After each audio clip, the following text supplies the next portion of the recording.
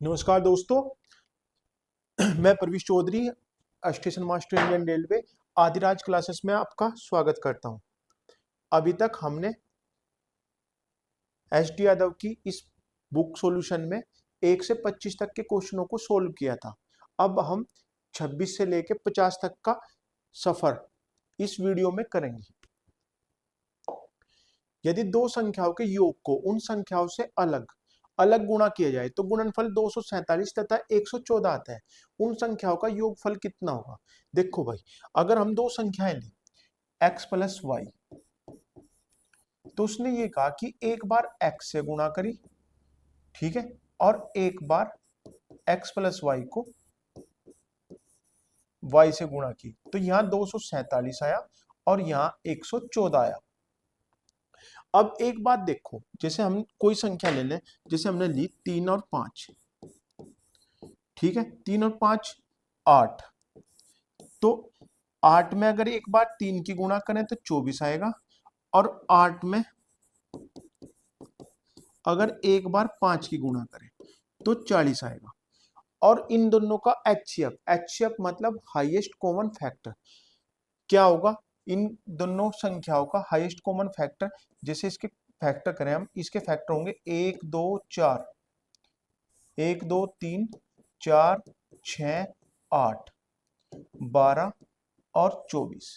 40 के होंगे 1 2 4 10, सॉरी 5 8 10 20 और 40। अब देखो, इसमें भी और इसमें कॉमन है, इसमें और इसमें ये भी कॉमन है, 4 भी कॉमन है, 8 भी कॉमन है, 8 के बाद कुछ भी कॉमन नहीं है। तो एचसीएफ का मतलब होता है भाई, एचसीएफ का मतलब होता है हाईएस्ट कॉमन फैक्टर। तो इनका हाईएस्ट कॉमन फैक्टर 8 है, और 8 ही क्या है? इन संख्याओं का योग है। तो उसने क्या पूछा इस आप लोगों से? उसने घुमा के क्या पूछा भाई? उन संख्याओं का योग के बहाने उसने आपसे एचसीएफ पूछा, और उन संख्याओं का एचसीएफ कितना होगा ये पूछा। अब एक चीज कि x प्लस वाई, यानी जो भी संख्या होगी x प्लस वाई वो उनका योग होगी, और योग इनमें भी होगा भाई। ये चार ऑप्शन दिए तो योग इनमें भी होगा। अगर हम देखें 23 पंजियों में 115, लेकिन यहाँ दिया 114, भाई उससे वो पूरी पूरी कटनी भी चाहिए, तो 23 खत्म। 21 है, 21 के टुकड़े हो गए 7 या 21, ठीक है, दो टुक पेयर होंगे इसके, 21 के हमने दो टुकड़े कर लिए 7 और 21। जब वो संख्या 21 से कटेगी तो 7 और 3 से भी कटेगी। 3 के विभाजिता का नियम कहते हैं भाई कि वो संख्या, उस संख्या के अंकों का योग 3 से कटना चाहिए। तो यहाँ देखो 4 और 7 11 और 2 13, 13 3 से कटता नहीं, इसलिए ये संख्या क्या है? 21 से नहीं कटती। अब 20 क्या है? 20 है 2 गुणा 10। 10 का विभाजिता का नियम क्या है कि लास्ट में जीरो होना चाहिए, जीरो किसी में भी नहीं है, तो ये भी खत्म। अब तीन ऑप्शन खत्म हो गए, तो आंसर क्या हो गया? 19, ठीक है, आंसर क्या हो गया? 19। अब एक चीज और देखो, 19 से यहाँ काटते, 19 छिक्की 114, और 19 की 13 में गुणा करेंगे तो 247। यानी अगर उसने अलग अलग संख्या भी पूछी होती तो ये 13 होती और ये 6 होती, क्योंकि यहाँ उसने क्या किया? 13 प्लस 19 गुणा 13, और यहाँ 19 गुणा 6 किया, ठीक है। तो आंसर क्या हो गया भाई? 19।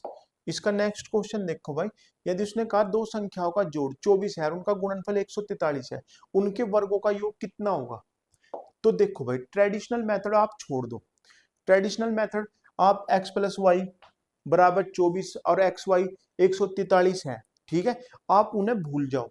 आप, हम 11 दोस्त थे जो एक रूम पे रह के तैयारी करते थे। आज 11 के 11 जो मेरे साथी हैं, उनमें से एक मैं खुद हूँ। मैं इंडियन रेलवे में स्टेशन मास्टर हूँ। 2 बार यूपीएसआई हुआ, दोनों बार एक्सीडेंट हो गया, फिजिकल में नहीं जा पाया। इनकम टैक्स इंस्पेक्टर मदुरई मिला था, वहां से छोड़ के इधर आया था, पापा जी एक्सपायर हो गए थे, वहां मदुरई में रह नहीं पाया। तो मेरा एक साथी राहुल है, एक्साइज इंस्पेक्टर है रुड़की में। एक साथी मेरा सीआईएसएफ इंस्पेक्टर भर्ती हुआ था, चेन्नई में है, अभी उसकी पोस्टिंग मुंबई आ गई और वो असिस्टेंट कमांडेंट होने वाला। एक साथी सत्येंद्र है, दिल्ली पुलिस में एसआई है। कार्तिक चौधरी है, वो दिल्ली बड़ौदा हाउस में एपी होने वाला है। सारे साथी कहीं ना कहीं सेटल्ड है। प्रवीण चौधरी है, वो पश्चिमांचल में सीनियर क्लर्क है, यानी गाजियाबाद ऑफिस में। तो सारे साथी, विजेश है, वो हाई कोर्ट में पीए है, यहाँ देवबंद में ही। तो देखो, यहाँ उसने कहा दो संख्याओं का जोड़। हम सब के सब ट्रेडिशनल मेथड पढ़ के नहीं लगे, हम लोगों ने कुछ नया कर किया, इसलिए हम सारे के सारे सिलेक्ट हो गए। अगर आप इस क्वेश्चन को देखो तो इस क्वेश्चन में कुछ नहीं है। अगर आपको यहाँ 143 मिला, 143, अगर आपको कोई ऐसी संख्या मिले कि जिसके आसपास की संख्याएं, आसपास की संख्याओं का योग बीच में हो, आसपास की संख्याओं का योग बीच में हो, तो आपको ये संख्या बिल्कुल नहीं दिखनी चाहिए। आपको दिखना चाहिए 13 × 11। ठीक है, यानी ये संख्या क्या है, 143, 13 और 11 का मल्टीपल है, तो 24, और इन दोनों का योग भी 24 है। अब उस संख्याएं निकल गई हमारी 13 और 11, तो 13 का स्क्वायर कितना, लास्ट का अंक होगा 9, और 1 का स्क्वायर होगा 1, 9 और 1 कितने होंगे 10। तो आंसर हो गया सी, सी ऑप्शन। ठीक है, डायरेक्ट करेंगे हम, वरना अगर हम ट्रेडिशनल में करें कि x प्लस वाई का होल स्क्वायर बराबर होगा x² plus y² plus 2xy। ठीक है, तो यहाँ कितना हो गया भाई, x² plus y² plus 2xy, xy का मान दे रखा है 143, और 24 का स्क्वायर कितना हो गया 576, 576 माइनस 286 बराबर x² प्लस y², यानी यहाँ कितना आएगा भाई 290, x² प्लस y², यही उसने हमसे पूछा। तो अगर आप ट्रेडिशनली पसंद करते हो तो इस तरह कर लो, लेकिन आप छोटी छोटी, वो आपसे हिंट देगा। आप अपने सिलेबस में चेक करना, मैथ कहीं भी सिलेबस में है ही नहीं। सिलेबस में जो है वो एप्टीट्यूड टेस्ट है, सिलेबस में जो आप लोगों के है वो एप्टीट्यूड टेस्ट है, यानी वो आपकी परख, आपकी जो है क्षमता का जांच करना चाह रहा है, जो आपके डिसीजन लेने की ताकत है उसको चेक करना। उसे आपसे वहां मैथ, अपने बच्चों से मैथ नहीं पढ़वाना, उसे उसे आपकी जो डिसीजन लेने की पावर है, कितनी जल्दी आप किसी प्रॉब्लम को फेस कर सकते हो, वो चेक करना। तो 143 देते ही उस, अगर आपको पता हो कि जैसे आपको ये संख्या दी 572, तो आपको साफ साफ दिख रहा कि 5 और 2 जोड़ के बीच में लिखा गया, तो ये क्या है 52 × 11 है। ये क्या है 52 × 11 है, यानी उसने अगर आपसे ये गुणा करवाई होती 572/22, ठीक है, तो इसका उत्तर वो, तो हम इसे बार भाग नहीं करके देखने के, हम इसे लिखेंगे 52 × 11/22, 11 दूनी 22 यानी 26। इस तरह करना, हमें कैलकुलेशन हमें तेज करनी पड़ेगी। ठीक है भाई, अब नेक्स्ट क्वेश्चन देखो। दो शून्यात्तर संख्या है जिनका अंतर, उनका योगफल, उनका गुणनफल 1:5:36 है। 1:5:36 है, यानी उनका योग, उनका अंतर और उनका अनुपात, अंतर है उनका x माइनस वाई का मान उसने दिया 1, x प्लस वाई का मान दिया उसने 5, और एक्स वाई का मान दिया उसने 36। अब आप इन दो को ही देखो, x माइनस वाई और x प्लस वाई को, यानी अगर हम एक सीधे शब्दों में कहें कि x, कि एक बाप के पास 5 बीघा जमीन है। अब उसने क्या किया, 1 बीघा अपने पास रखी, 5 में से 1 गया 4, और दोनों बेटों को बराबर जमीन दे दी, 2 हिस्से दे दी, 2 हिस्से। अब जिस तरफ बाप जाएगा उसकी जमीन भी उसके पास रहेगी बेटे के। तो हमने मान लिया कि इसे 2 मिली, और इसे 2 अपनी और 1 बाप की, कितनी मिली 3। यानी हमें वहां ये नहीं लिखना कि x plus y 5, x minus y 1, इससे 1 घटा 2x बराबर 6, x बराबर 3। अगर आपने 5 सेकंड इसमें लिए या 10 सेकंड लिए, ये तो आसान था, जैसे ये भी आसानी है, जैसे ये 86 है और ये x माइनस वाई बराबर 10 है, और आपको x और y के मान निकालने, तो आप क्या करोगे, इसे इस तरह भी काटोगे, वहां 2x बराबर 96 भी लिखोगे, 1 का मान 48 आएगा, 1 का 48 में से 10 माइनस कर लोगे, या कुछ लोग तो यही 48 का मान यहाँ 10 में रख के नहीं निकालते कि 48 में से 10 गए, यहाँ 38 बच गए। कुछ लोग फिर लिखेंगे कि x प्लस वाई बराबर 86 और x माइनस वाई बराबर 10। अब की बार वो माइनस करेंगे, इससे इससे काटेंगे, 2y बराबर 76 और y का मान निकाल लेंगे 38 कि ये 48 ये 38। भाई इस तरह बार बार लिखने से आपको दो नुकसान है, एक तो टाइम वेस्ट हो रहा आपका, दूसरा वो पेपर जिस पेपर पे आप रफ कार्य कर रहे, आजकल ऑनलाइन पेपर होते हैं, तो ऑनलाइन पेपर में आपके पास एक पेपर मिलता है और दूसरा पेपर तब मिलेगा जब आप लोग पहले पेपर को भर दोगे और उसे आप अपने पास बुलाओगे एग्जामिनर को, उसके बाद उससे बताओगे, वो फिर पेपर लेके आएगा, फिर आपके साइन कराएगा, इसमें 2 मिनट वेस्ट हो गए। आप 2 मिनट तक क्या करोगे, बैठे रहोगे। तो आपको ऐसा नहीं करना कि हर चीज पेपर पे सोल्व करनी। आपको उसने दिया कि x प्लस वाई का मान 5 और x माइनस वाई का मान 1 है, तो एक अलग रख दो, दोनों को दो दो दे दो, जो अंतर है उसे जोड़ दो। तो यहां से पता लग गया x बराबर 3 और y बराबर 2, दोनों की गुणा करेंगे तो 6 आएगा। जबकि क्वेश्चन में कितना दे रखा है उनका मान 36, तो 6 की वैल्यू 36 है, यानी 6 गुणा है। तो इनका योग कितना है, 5। योगी तो पूछा उसने संख्याओं का योगफल, हमारे हिसाब से तो 3 और 2 5 आया, तो 5 गुणा 6 कितना हो गया भाई, 30। तो आंसर हो गया इसका डी ऑप्शन। नेक्स्ट क्वेश्चन देखो भाई, उसने कहा तीन धनात्मक संख्याओं में पहली तथा दूसरी का गुणनफल 42, दूसरी तथा तीसरी का 56 और तीसरी तथा पहली का 48 है। यानी उसने कहा कि ए और बी का 42 है, बी और सी का 56 है और सी और ए का 48 है। तो तीसरी संख्या बताओ। अब तीसरी संख्या पूछी तो ये ऑप्शन भी तो तीसरी संख्या के ही दे रखे है भाई उसने। अब या तो ऑप्शन सबसे बड़ा चेक करो या ऑप्शन सबसे छोटा चेक करो। हमने चेक किया 12। अब 12 से 48 कटता है, 12 से 48 कटता है, तो सी की वैल्यू अगर 12 रखेंगे तो ए की वैल्यू 12 चौक 48, 4 आ जाएगी। और 4 अगर यहाँ वैल्यू पुट करें हम तो 42 4 से कटता नहीं, इसलिए ऑप्शन 12 खत्म। और 12 का ही एक टुकड़ा है 6, 12 का ही एक फैक्टर है 6। जब वो 12 से नहीं कटती तो 6 से भी नहीं कटती। क्यों? क्योंकि अगर यहाँ 6 रखेंगे तो यहाँ आएगा 8 और ए का मान 8 होते ही 42 से कटता नहीं, यानी दोनों ऑप्शन खत्म। अब 48 7 से भी नहीं कटता, ये भी खत्म। एक ही ऑप्शन बचा डी, आंसर हो गया डी। ठीक है, अगर आपकी नहीं मान रहे तो यहाँ इसका मान रखेंगे, सी का मान 8 रखेंगे तो ए का मान 6 रखेंगे तो इसका मान 7, तो बी का मान 7 रखेंगे, सी का मान 8 रखेंगे, तो तीनों कंडीशन सही होगी।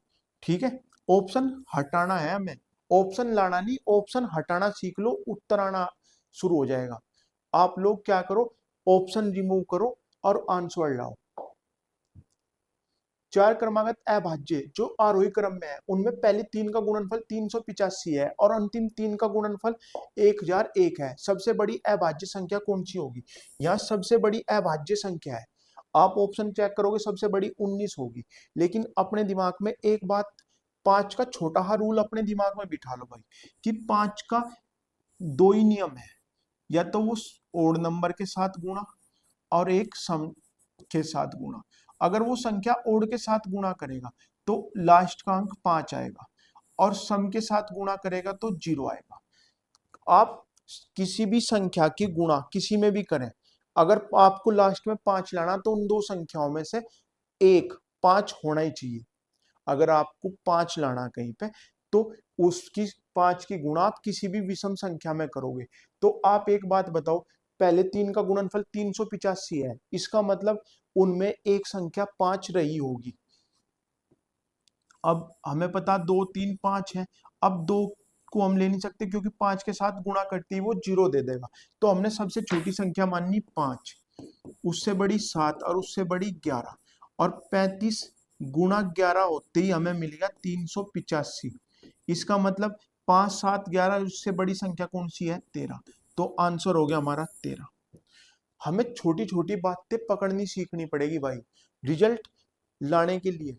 अभी रेलवे ग्रुप डी की वैकेंसी आने वाली, पिछली बार रेलवे ग्रुप डी के फॉर्म 2 करोड़ थे, 1 लाख वैकेंसी थी, 2 करोड़ वो थे फॉर्म। 2 करोड़ बहुत से देशों की आबादी है, तो आप लोगों को क्या करना, क्रीम छांटनी। जो एग्जामिनर है वो क्या चाहता है, मैं बेस्ट से बेस्ट का सिलेक्शन करूं, तो उनमें बेस्ट बनना, तो आपको प्रॉब्लम उन सोल्व करने के लिए अपना दिमाग अलग तरीके से यूज करना होगा। ये छोटी छोटी बातें हमें क्या करनी पड़ेगी, पकड़नी सीखनी पड़ेगी। नेक्स्ट क्वेश्चन देखो भाई 31, दो संख्याओं का योगफल 16 तथा गुणनफल 55 है, उनके व्युत्क्रमों का योग क्या होगा। व्युत्क्रमों का योग होता है भाई x प्लस वाई बटे एक्स वाई। ये कहां से आया, शिवम जी पूछ रहे कि ये कहां से आया, तो ये देखो ये हो गया 1/x, ये हो गया 1/y। अब इनका अगर एक के बटे में क्यों लिए, ये देखो अगर एक संख्या x है और हमें उसका उल्टा पूछना, यानी अगर एक संख्या 2 है और वो पूछे कि इसका व्युत्क्रम क्या होगा, तो 2 को हम 1 के बटे में ले जाएंगे, 1/2। ठीक है, तो इसी तरह हमने x को 1/x लिखा और दूसरी संख्या y को 1/y लिखा। इन दोनों का एलसीएम आएगा इनका गुणनफल xy, और ऊपर हो जाएगा यहाँ y और यहाँ हो जाएगा x। ठीक है, y प्लस एक्स बटे एक्स वाई। अब योगफल दे रखा है उन्होंने 16 और गुणनफल दे रखा है 55, तो उत्तर क्या हो जाएगा 16/55। ठीक है, नेक्स्ट क्वेश्चन देखो भाई, उनने कहा दो संख्याओं का योगफल तथा गुणनफल 11 तथा 18 है, उनके व्युत्क्रमों का योग, तो उनके व्युत्क्रमों का योग कितना होगा भाई, ये होगा 11/18। ऊपर योगफल नीचे गुणनफल 11/18, तो ऑप्शन हो गया डी। नेक्स्ट क्वेश्चन देखो, दो संख्याओं का योग और गुणनफल क्रम से 12 और 35 है, उनके व्युत्क्रमों का योग, तो व्युत्क्रमों का योग कितना हो जाएगा भाई 12/35, यानी सी ऑप्शन।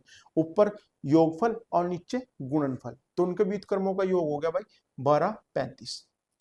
नेक्स्ट क्वेश्चन देखो भाई, दो संख्याओं का योग 40 और उनका गुणनफल 375 है। भाई ये 40 है, ये 375 है। अब इनमें देख लो कॉमन क्या है, हमें साफ साफ दिख रहा है कि 5 का मल्टीपल है, क्योंकि 5 के दो ही मल्टीपल होंगे, या तो 5 होगा लास्ट में या 0 होगी, इसलिए ये संख्या 5 से कट रही। 5 अट्ठे 40, 5 सत्ते 35, पंजो पंजो 25, तो ये हो गया भाई 8/75, और 8/75 है हमारा ए ऑप्शन।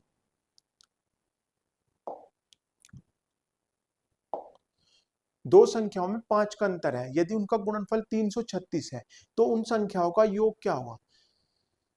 अब देखो अगर हम इसे ट्रेडिशनल से देखें तो ये होगा x माइनस वाई बराबर 5।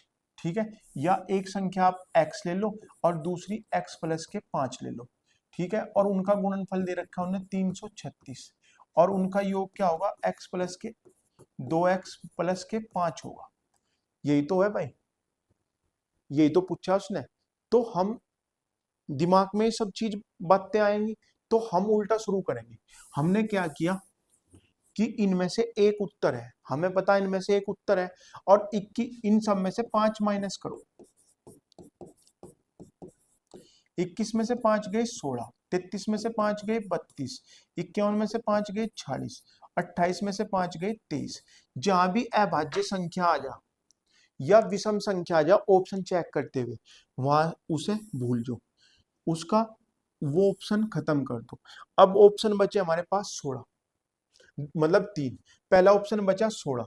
अब 16 को हमने दो भागों में बांट दिया, एक हो गया 8 और एक हो गया 13, यानी 5 अधिक दोनों का योग भी तो 21 करना हमें भाई। भाई 21 में से 5 गए 16, दोनों का आधा आधा कर दिया हमने, एक को 8 मिला, दूसरे को उससे 5 अधिक मिला 13, तो इसका 8 दिया 24, लास्ट का अंक होगा 4, ये ऑप्शन खत्म। 32 के टुकड़े हो गए भाई 16 और एक को मिले 21, सॉरी भाई 32 का आधा हो गया 16 और एक को मिले 21, 16 एकम 16, 16 दूनी 32 और एक 33, ऑप्शन हो गया उनका योग हो गया 37। तो योग कितना हो गया भाई उनका 37, यानी बी ऑप्शन। दोबारा देख लो हम क्या कर रहे हैं, हमने इसमें से 5 माइनस किया, इसमें से 5 माइनस किया, 5 माइनस किया, 5 माइनस, इसने दिया हमें 16, इसने दिया 32, इसने दिया हमें 46, इसने दिया हमें 23, तो 23 आते ये तो ऑप्शन खत्म हो गया। अब ऑप्शन हम 16 की तरफ से चेक कर रहे, तो 16 का हमने दो भागों में बांट दिया, इसे भी 8 दे दिया, इसे भी 8 दे दिया। जो 5 माइनस किए थे वो जोड़ दिए, क्योंकि योग 21 करना हमें, तो ये हो गया 13, ये हो गया 8। ये सब कैलकुलेशन हमें माइंड में करनी। 21 में से 5 गए 16, तो एक को मिले 8, दूसरे को मिले 13, 13 अट्ठे 104। ठीक है, इसका लास्ट का अंक आ गया 4, ये हो गया 13 गुणा 8 104। अना कितना 6, तो ये खत्म। 32 का हो गया 16, और दूसरा 16 जो भाग लेके जाएगा उसमें 5 एक्स्ट्रा होगा, तो वो हो गया 21। 16 कम 16, 16 दूनी 32 और 1 33। ऑप्शन हो गया 336। 336 हमारा, 336 उसका, इसका मतलब उत्तर है 37।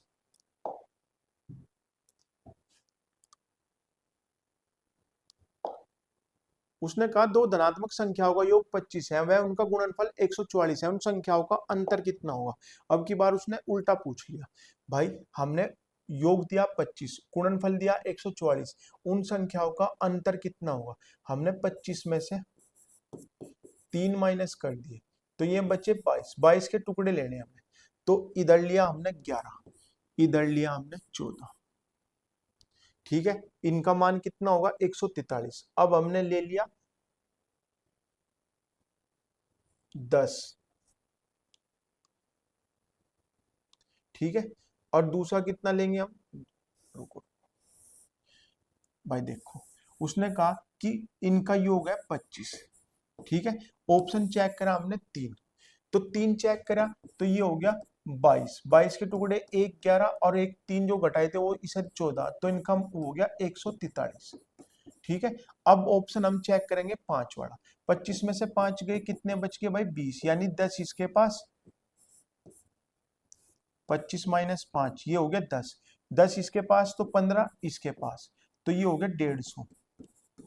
अब हमने 25 में से 7 माइनस करा, 25 में से 7 माइनस होते ही ये आगे 18, 18 का मतलब ये 9 और ये इसकी 16, 16 गुणा 9 144, तो उत्तर कितना हो गया भाई इसका 7। Option number C. ठीक है, 7। ये खत्म, ये खत्म, ये खत्म। ठीक है,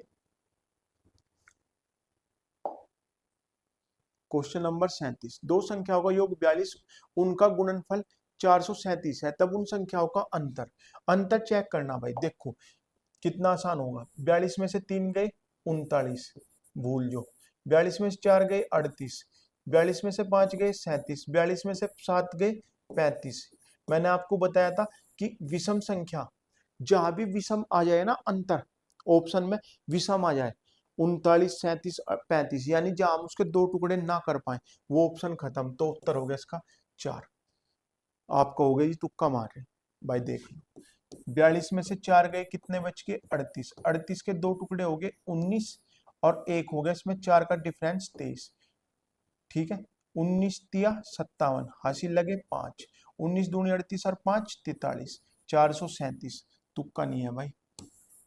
ठीक है, तो कितना हो गया भाई, बी ऑप्शन 4। नेक्स्ट क्वेश्चन देखो भाई, दो संख्याओं का गुणनफल 336 है, यदि उनका योग उनके अंतर से 32 अधिक है, तो वे संख्याएं क्या है। ऐसा तो हमने पिछली बार भी किया था, पिछली वीडियो में भी हुआ था। तो देखो उनका अंतर से 32 अधिक है, तो 42 और 8 हो गए 50, और इनका अंतर हो गया 34, तो यहाँ आया 16। 48 और 7 55, 48 में 7 गए, कितने बचे 41, इनका डिफरेंस हो गया 14, और 24 और 14 38, 38 माइनस 10 कितने हो गए 28, तो एक ही ऑप्शन बचा। अब यहाँ देखो इनका डिफरेंस आया था 16 और हमें लाना था 32, तो इसे पहले वाले को आधा कर दो और इसे डबल कर दो, तो अंतर क्या हो जाएगा, बड़ा हो जाएगा। या आप देख लो 21 और 16 कितने हो गए भाई 37, और इनका डिफरेंस हो गया 5, तो ये हो गया 32, यही हमें लाना था, तो आंसर हो गया हमारा डी। उसने कहा दो संख्याओं में अंतर 14 है, उनका योग 20 है, उनका गुणनफल क्या होगा। दो संख्याओं में अंतर 14 है, उनका योग 20 है, तो भाई वही बात है, 14 अलग रख दो तो 6 बचे, 3 इसके हो गए और 14 इसमें जोड़ दो, 17 17 तिया 51, तो उनका गुणनफल होगा 51। किसी धनात्मक संख्या और उसके व्युत्क्रम का योग उस संख्या व उसके व्युत्क्रम के अंतर का 3 गुना है, वह संख्या बताएं। देखो भाई, हमेशा बड़ी संख्या में से छोटी संख्या घटती है। अगर कोई संख्या 4 है अगर कोई संख्या 4 है तो उसका व्युत्क्रम कितना होगा भाई, 1/4 होगा। तो 4 में से 1/4 तो माइनस कर सकते हैं, लेकिन 1/4 में से 4 माइनस नहीं कर सकते। तो इसका मतलब क्या हुआ कि 1/√3 और 1/√2 दोनों ऑप्शन खत्म हो गए, ये दोनों ऑप्शन खत्म हो गए। अब पहला ऑप्शन है √3, तो √3 प्लस के 1/√3, एक बार जोड़ा ना उसने, तो √3 की गुणा 3 प्लस 1/√3, तो ये होगी 4। अब इनका अंतर √3 माइनस 1/√3, यानी 3 माइनस के 1, ये हो गया 2/√3, ये होगा 2/√3, और ये होगा 4√3। इसका ये क्या है, डबल है। तो अब हम ऑप्शन चेक करेंगे √2, तो ये हो गया √2 प्लस 1/√2, तो ये होगा 2 और 1 3, और √2 तो दोनों में कट ही जाएगा। √2 में 2 में से 1 माइनस करेंगे तो ये आ गया 1, 1 का 3 गुना है, इसका मतलब ऑप्शन हो गया सी। भाई हम लोगों ने क्या किया, √3 की गुणा इसमें करी, तो ये होगा 3 प्लस के 1/√3, तो यहाँ आएगा 4/√3। अब अंतर किया तो √3 की √3 में गुणा करके क्या आया, 2, 2/√3, √3 से √3 कट गया। तो अब हमने देखा कि पहले ये आया 4 और ये आया 2, तो ये इसका दुगुना है, जबकि हमें करना कितना था, 3 गुना। तो हमने √2 लिया, √2 प्लस 1/√2 का मान हो गया 3, और √2 माइनस 1/√2 का मान हो गया 1, इनके दोनों के बटे में √2 है वो कट जाएंगे, तो ये इसका 3 गुना है, और उसने वही पूछा था, तो आंसर हो गया सी। उसने कहा एक संख्या को जब 49 से विभाजित किया जाता है तो उसका शेषफल 32 आता है, यदि उसे 7 से विभाजित किया जाए तो शेषफल कितना होगा। देखो भाई, उसने कहा एक संख्या को 49 से विभाजित किया जाए, 49 से विभाजित करने का मतलब कि मैं आपको इसका एक तरीका बता रहा हूँ कि 49 से एक बार पढ़ा चला होगा, ठीक है, 49 ही कम 49 और 32 रिमाइंडर बचे, तो ये 49 से 32 अधिक होगी, तो ये होगा 1 4 3 7 और 1 8, यानी वो संख्या 81 थी। अब 81 को हमने 7 से भाग किया, तो 7 एकम 7 बचे 11, 7 एकम 7, शेष बच गया 4, ठीक है, और ये हो गया ऑप्शन, ये उत्तर। लेकिन हमें इस तरीके से करना ही नहीं। अब कुछ मास्टर बता दें कि डायरेक्ट जो शेषफल है ना उसे ही भाग कर लो 7 से, 32 को 7 से भाग कर लो, लेकिन हमें ये तो पता होना चाहिए कि भाई 32 से क्यों कर रहे हैं हम।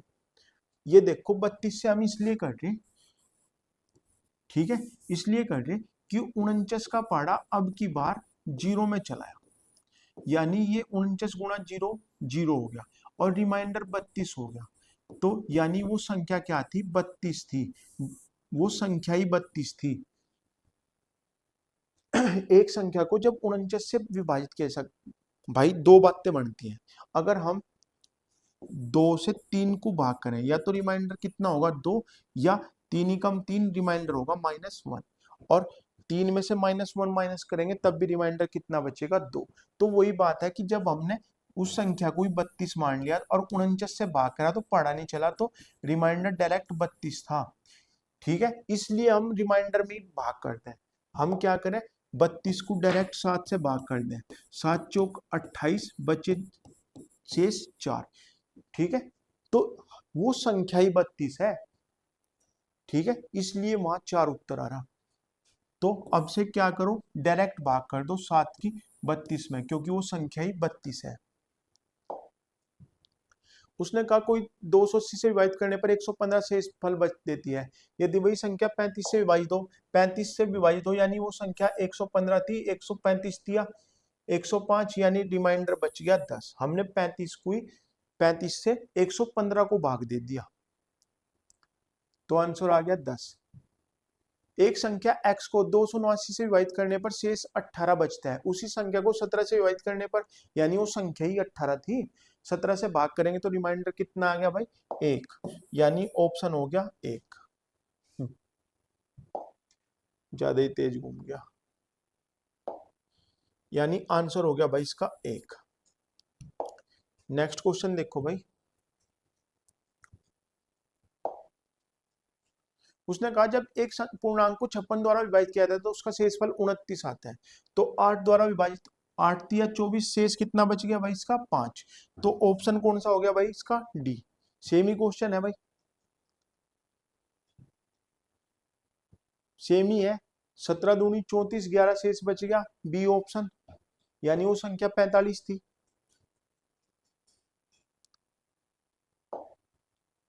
ये देखो भाई, ये थोड़ा अलग है, विभाजन के योगफल में विभाजक भागफल का 10 गुना और शेषफल का 5 गुना है।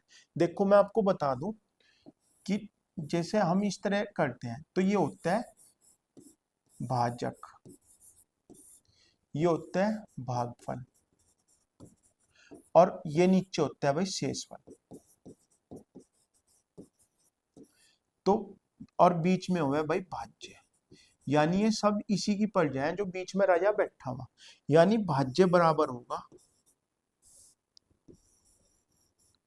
भाज्य बराबर होगा भाई भाजक गुणा भागफल प्लस शेषफल। ठीक है, तो भाज्य बराबर भाजक गुणा भागफल प्लस शेषफल। और अब इसका मान रखेंगे हम,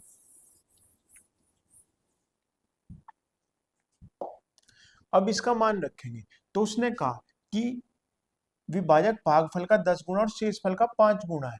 यदि उसने शेषफल 40 दिया हो, यानी उसने इस तरह कहा कि यहाँ रिमाइंडर 40 बचा, और 40 का कितने गुना है ये 5 गुना, तो ये इसका मतलब भाजक कितना है भाई 200 है।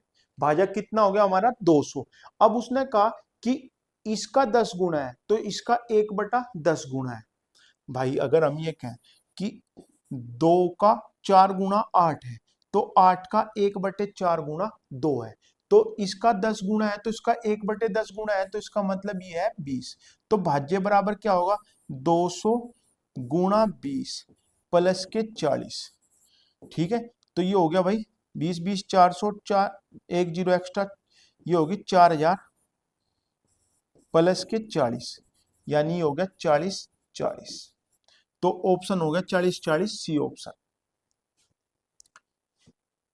ठीक है भाई, नेक्स्ट क्वेश्चन देखो, कोई संख्या जब 175 से विभाजित किया जाए तो उसका शेषफल 132 आता है। उसी संख्या को यदि 25 से विभाजित किया जाए तो शेषफल कितना होगा।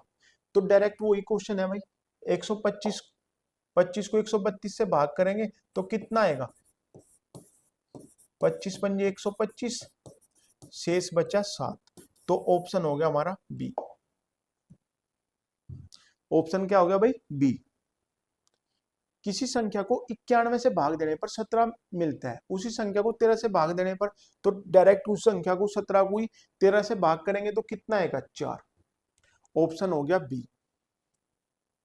नेक्स्ट क्वेश्चन देखो भाई, सेम ही है, उसका शेषफल 65 प्राप्त होता है, 31 से भाग करेंगे तो 31 दूनी 62, 62 तो कितना शेष बचेगा 3। नेक्स्ट क्वेश्चन देखो, ये है क्वेश्चन बढ़िया और 2-3 बार रिपीटेड क्वेश्चन है। विभाजन के 1% में भाजक भागफल का 4 गुना और शेषफल का 2 गुना है। यदि ए और बी भाजक और भाज्य है, ठीक है, उसने कहा भाई कि ये बी है, ये ए है, ठीक है, और भाजक भागफल का 4 गुना है। अगर ये इसका 4 गुना है तो इसका 1/4 गुना है ए का, 1/4 गुना है भागफल, और शेषफल का दुगुना है। अगर ये दुगुना है इसका तो इसका 1/2 है ये। तो हम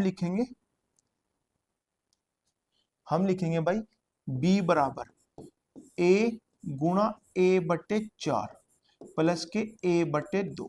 अब इसका एलसीएम 4 आएगा तो यहां बचा a² और यहाँ 2a बराबर b। अब a कॉमन ले लेंगे तो a कॉमन लेते ही यहाँ बचा a प्लस के 2 और 4 यहाँ लिया हम और b यहाँ लिया। ठीक है, तो ऑप्शन हो गया हमारा डी। ऑप्शन क्या हो गया भाई हमारा डी।